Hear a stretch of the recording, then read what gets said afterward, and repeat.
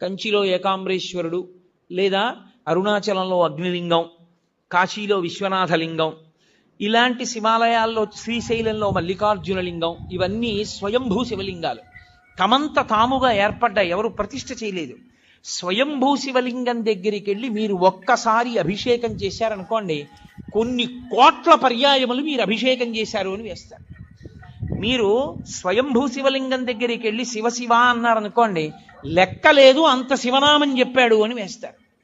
స్వయంభూలింగం దగ్గర మీరు ఏది చేసినా దానికి వచ్చేటటువంటి ఫలితమును చెప్పుట సాధ్యము కాదు. అది స్వయంభూలింగం. ఇక రెండవది దైవీలింగములు అంటారంటే దేవతలే వచ్చి ప్రతిష్ఠ చేస్తారు. మీకు ఈ పక్కనే ఉందిగా అమరేశ్వరం, అది సాక్షాత్తుగా ఇంద్రుడు ప్రతిష్ఠ చేశాడు. అలా దేవతలు ప్రతిష్ఠ చేసినటువంటి శివాలయం అయితే అది దివ్యలింగములు అని పిలుస్తారు. ఇక మూడవది ఆర్షలింగములు అంటారు. ఆర్షలింగములు అంటే ఋషులు ప్రతిష్ఠ చేసినవి.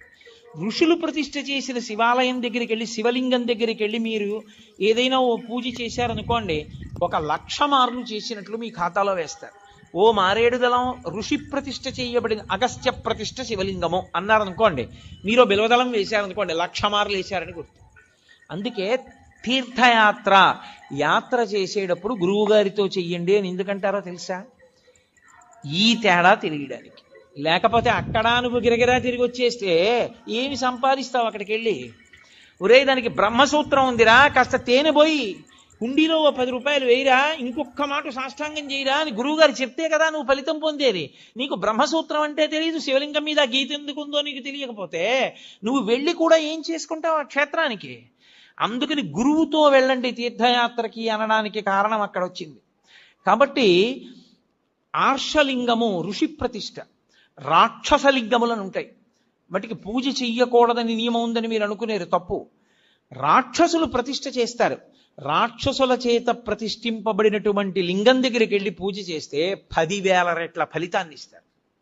మానుషలింగములు అంటారు, మనుష్యులు ప్రతిష్ఠ చేసినటువంటి శివలింగాలు. ఇదిగో ఇప్పుడు ఇక్కడ ఉన్నటువంటి దేవాలయంలో ఉన్నటువంటి శివలింగం. అటువంటి శివలింగాలు మీరు దర్శనం చేసుకుని, అభిషేకం చేసుకుని, పూజ చేసుకుని మీ భక్తి చేత ఇతోధికంగా దాన్ని పెంచుకోవాలి. బాణలింగము అని ఒక లింగం. బాణలింగము నర్మదా నది ప్రవాహమునందు నీటి ఉరిపిడికి రాళ్ళు శివలింగాలుగా మారుతాయి. వాటిని బాణం అంటారు. అసలు నిజంగా పంచాయతనంలో బాణమే ఉండాలి. కాబట్టి బాణలింగము అంటారు. ఆ బాణలింగం సృష్టిలో తనంత తానుగా నీటి ఉరిపిడికి వస్తుంది.